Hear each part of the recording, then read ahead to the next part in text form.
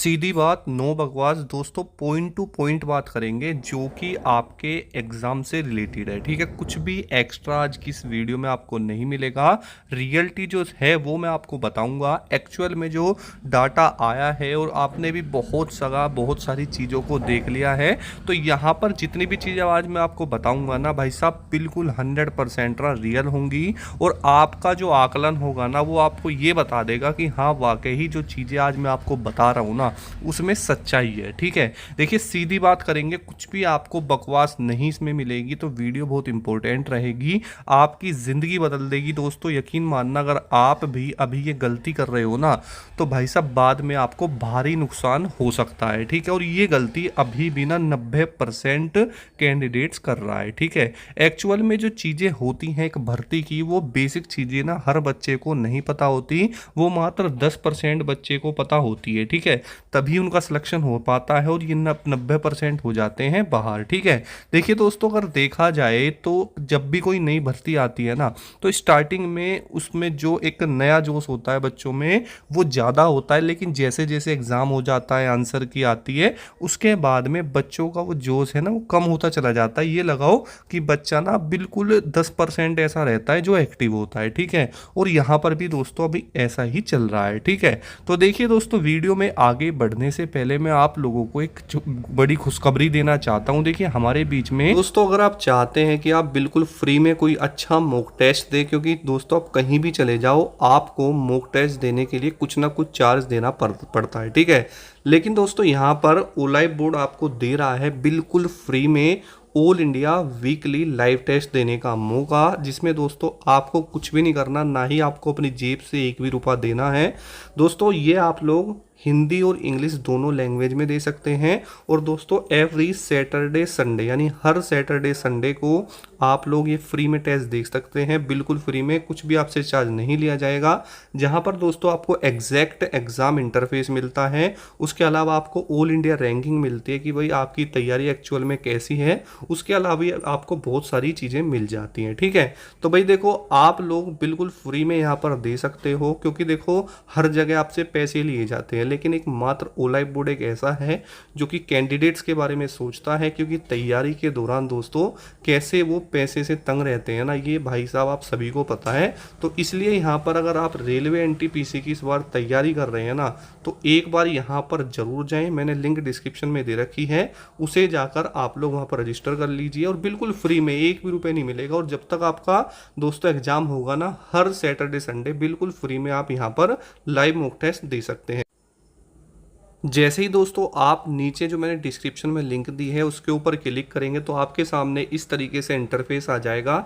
यहाँ पर आप दो लोग दोस्तों यहाँ पर अपना जो है गूगल ईमेल से, मोबाइल नंबर से जो है दोस्तों लॉगिन कर सकते हैं यहाँ से, और यहाँ पर फिल कर सकते हैं। तो इस तरीके से आपको लॉगिन कर लेना है और अपने मॉक टेस्ट को स्टार्ट कर लेना है बिल्कुल फ्री में। तो जल्दी से जाइए, और दोस्तों फ्री की चीज़ है तो सोचना किस बात का, और अपनी तैयारी को जांच लीजिए। बेसिकली अगर हम बात करें तो बहुत सारे साथियों का यहाँ पर डाउट है कि सर नॉर्मलाइजेशन में कितने नंबर बढ़े, ये हमें कैसे पता चलेगा और कब पता चलेगा। क्योंकि देखो आपने आंसर की देख ली, आपको रो मार्क्स तो पता चल गया, लेकिन आप में से बहुत सारे अभी लोग ऐसे हैं ना जो अभी भी अपने रो मार्क्स को, कि सर हाँ हमारे इतने रो मार्क्स हैं ना, उसको मानने से इनकार कर रहे हैं। ठीक है, तो एक्चुअल में नॉर्मलाइजेशन में कितने नंबर हमारे बड़े हैं हमें सर कैसे पता चले और कब पता चलेगा वो बताइए। साथ ही फिजिकल के लिए सेफ स्कोर बता दो कि सर इतने क्वेश्चन पर हम बिल्कुल जो है बिल्कुल माइंड फ्री हो जाए, बिल्कुल श्योर हो जाए कि हमारा सिलेक्शन हो ही जाएगा। उसके अलावा मेल और फीमेल का सेफ स्कोर बताओ अलग अलग, क्योंकि हर वीडियो में जो भी सेफ स्कोर बता रहा है वो सिर्फ और सिर्फ मेल का बता रहा है, फीमेल का नहीं बता रहा। ठीक है, तो यहाँ पर सेफ स्कोर हम दोनों को लेकर ही बात करेंगे।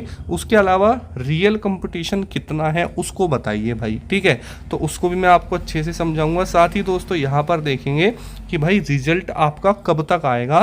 सर हमने न जाने कितनी वीडियोस देख ली हैं, न जाने हमने कितनी अपडेट्स देख ली हैं, रिजल्ट कब तक आएगा, अक्टूबर नवंबर दिसंबर, तो एक्चुअल डेट बता दीजिए जिससे हमें यह अंदाज़ा हो जाए कि हम किस एग्ज़ाम की प्रिपरेशन करें या फिजिकल की करें। तो बहुत सारे साथियों का ये डाउट है। फिजिकल कब तक हो सकता है और रिजल्ट आने के कितने दिनों के बाद हमें फिजिकल के लिए बुलाया जाता है, एक्चुअल में कितना समय हमें फिजिकल के लिए मिल जाएगा रिजल्ट आने के बाद में।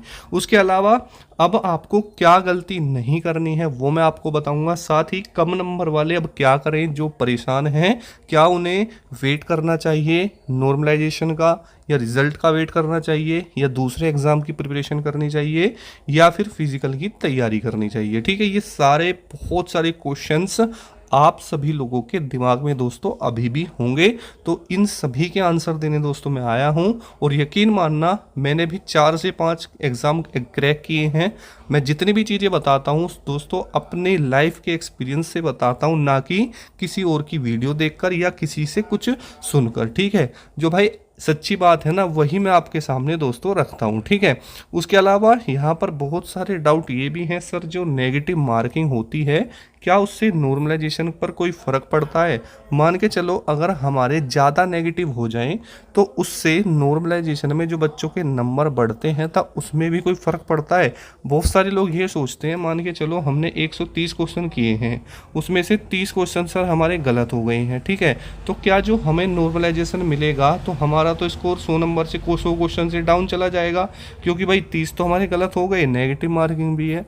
तो जो नॉर्मलाइजेशन में हमें अगर 20 नंबर मिलते हैं तो क्या वो ज़्यादा गलत होने से कम भी हो सकते हैं? तो ये भी डाउट बहुत सारे लोगों के दिमाग में लगातार दोस्तों चलता रहता है।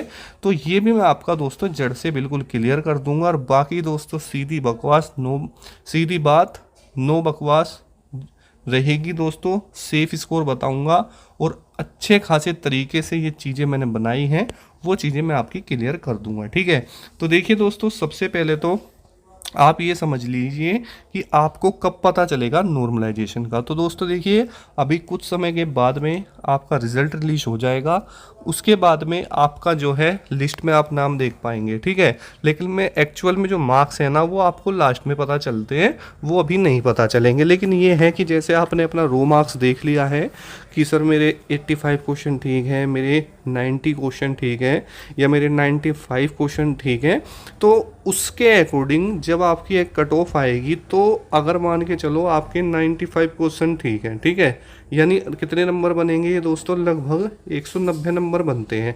और मान लो कट ऑफ चली गई 205 और आपका इसमें सिलेक्शन हो गया, तो इससे आप ये आकलन लगा पाओगे कि कहीं ना कहीं मेरे 10 से 15 नंबर नॉर्मलाइजेशन में बढ़ गई है। ठीक है, अब आप ये सोच रहे हो कि क्या ऐसे हो जाता है? बिल्कुल भाई हो जाता है, 30 नंबर तक नॉर्मलाइजेशन में आराम से बढ़ जाते हैं।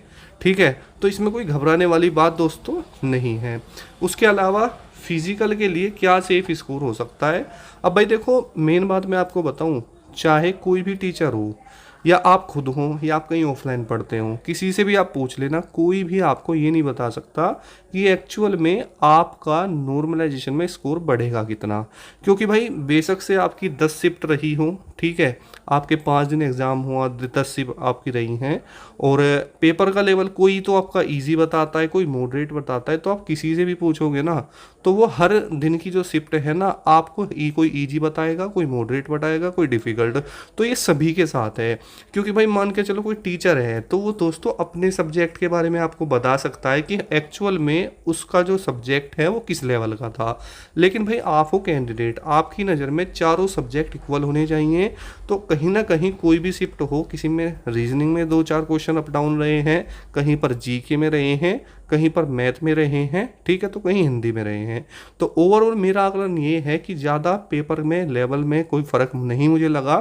ठीक है, वो तो दोस्तों अपनी मानसिकता की बात है, आप अपने आप को अपने मन को बहकाने के लिए या झूठ बोल लो उससे तो ठीक है। लेकिन मेरे अकॉर्डिंग 10 की 10 शिफ्ट जितनी भी रही हैं ना वो भाई आपकी लगभग मॉडरेट लेवल की रही हैं। मुझे नहीं लगता कि भाई कोई शिफ्ट ज़्यादा हार्ड आई है तो कोई ज़्यादा ईजी रही है। ठीक है, ऐसा कुछ भी नहीं है।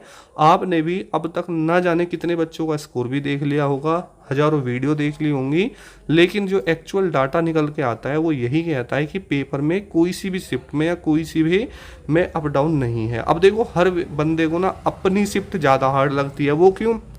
वो ये सोचता है कि मुझे नॉर्मलाइजेशन में फ़ायदा हो जाए। भाई यूट्यूब पर कमेंट कर देने से या फिर किसी को बोल देने से नहीं मेरा ही है, तो ये कोई सच बात नहीं होगी भाई। ये तो भर्ती बोर्ड तय करता है कि इजी कौन सी थी, डिफ़िकल्ट कौन सी थी या मॉडरेट थी।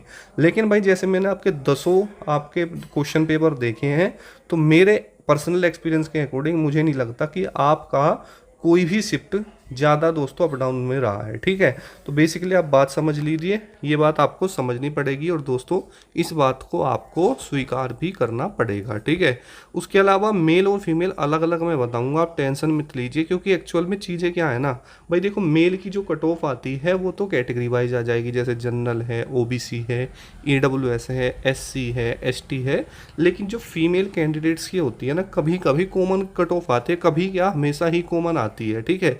तो इसीलिए फीमेल कैंडिडेट्स की जो एक्सपेक्टेड कट ऑफ है या सेफ स्कोर है वो बताना थोड़ा मुश्किल दोस्तों होता है। लेकिन मैं फिर भी आपको एक आंकड़ा दूंगा, एक नंबर दूंगा दोस्तों, अगर आप वहाँ तक बन रहे हैं या उसके इर्द गिर्द बन रहे हैं तो आप लोग अपना टेंशन ख़त्म करके अपनी फिजिकल की तैयारी में लग सकती हैं, ठीक है। तो रियल कंपटीशन की बात करूं तो मेरे अकॉर्डिंग दोस्तों कंपटीशन तो अच्छा खासा है, आप ये मत समझना कि कंपटीशन नहीं है, क्योंकि दोस्तों आजकल के समय में 2024 चल रहा है और भारत के अंदर इतनी प्रोग्रेस हो चुकी है, चाहे आप भारत के किसी भी गांव से हों, छोटे से छोटे, आप घर बैठकर कम पैसों में अच्छी तैयारी कर सकते हैं ऑनलाइन, ठीक है।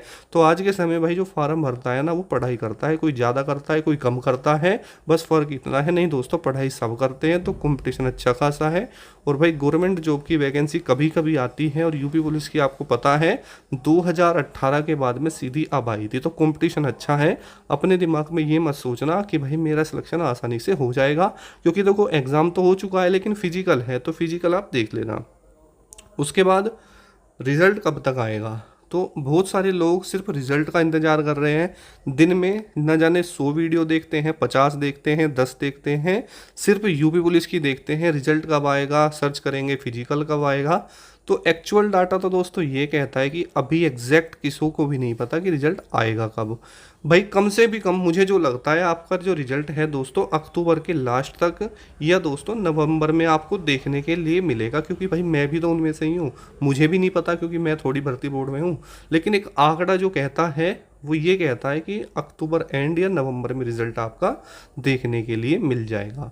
उसके अलावा फिजिकल के लिए कितना समय मिलेगा, तो भाई फिजिकल के लिए आपको मुश्किल से मुश्किल 15 दिन का मिलेगा। देने के लिए वो दे दें 20 या 25 दिन का, लेकिन दोस्तों आपको 10 से 15 दिन ही मान के चलना है। और ऐसा हो जाता है क्योंकि दिल्ली पुलिस की वैकेंसी में ऐसा हो चुका है, कम समय दोस्तों मिलता है, ठीक है। तो जहाँ रिजल्ट आया तो फिजिकल तो दोस्तों एकदम से स्टार्ट हो ही जाएगा। अब आपको दोस्तों क्या गलती नहीं करनी है, देखिए दोस्तों अब ये समय दोस्तों थोड़ा कठिन होता है जब एक कैंडिडेट दिन रात मेहनत करके परीक्षा दे के आता है और उसके हाथ रिजल्ट नहीं लगता, तो वो थोड़ा मायूस होता है, दुखी होता है कि यार क्या फ़ायदा इतनी तैयारी करने का जब मेरा हो ही नहीं पा रहा। मेरे दोस्त आप अगर एक बात बताओ, 1 से लेके 100 तक गिनती होती है, ठीक है। अगर आप 70 पर हो या 75 पर हो या कोई 50 पे हो, अगर आप दोबारा इस 50 से 1 पर जाओ तो इसमें बेवकूफ़ी होगी या नहीं होगी, आप खुद बताओ। बिल्कुल होगी। अगर आप इस 50 से आगे बढ़ो तो कभी ना कभी तो 100 पर पहुंच ही जाओगे, ठीक है। तो भाई जितना आपने तैयारी करी है, आप 50 क्वेश्चन ठीक करके आए हो, 60 करके आए हो, 70 करके आए हो, 80 करके आए हो, यानी जितने भी करके आए हो आप बहुत अच्छा कर आए हो। आप अपने समय के अकॉर्डिंग दोस्तों अच्छे चल रहे हो, बहुत सारी भर्तियां आपके सामने हैं। ऐसा दोस्तों नहीं होता कि अगर आपका यूपी भी नहीं हो पा रहा तो किसी में भी नहीं होगा दोस्तों, कभी कभी हमारी किस्मत भी हमारा साथ दे देती है।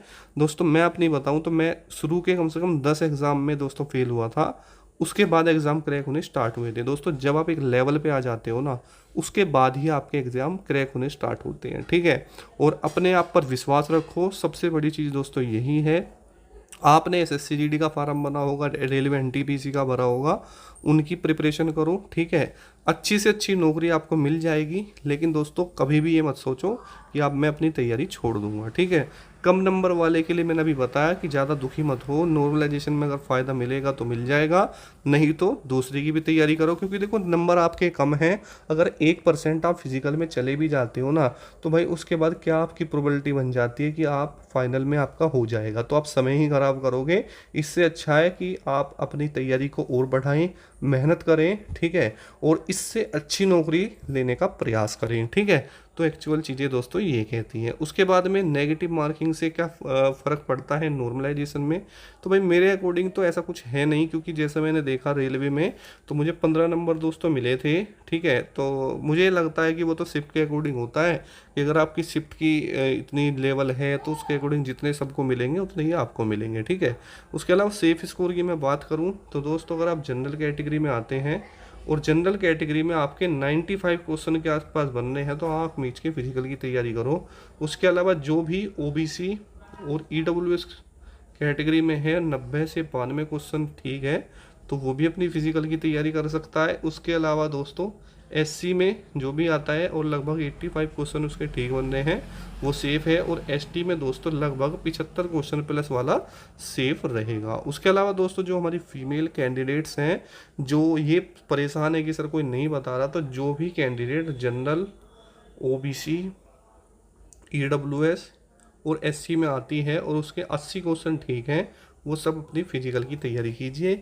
जो एसटी में आती हैं अगर 70-75 भी ठीक है तो भी अपनी फिजिकल की तैयारी कर सकती हैं एसटी वाली। तो उम्मीद करूंगा कि आपको सब कुछ समझ में आया होगा, और जो मैंने आपको डिस्क्रिप्शन में दोस्तों बताया है मॉक टेस्ट के बारे में, आप उसे ज़रूर देना। तो मिलते हैं नेक्स्ट वीडियो में। जय हिंद, वंदे मातरम दोस्तों।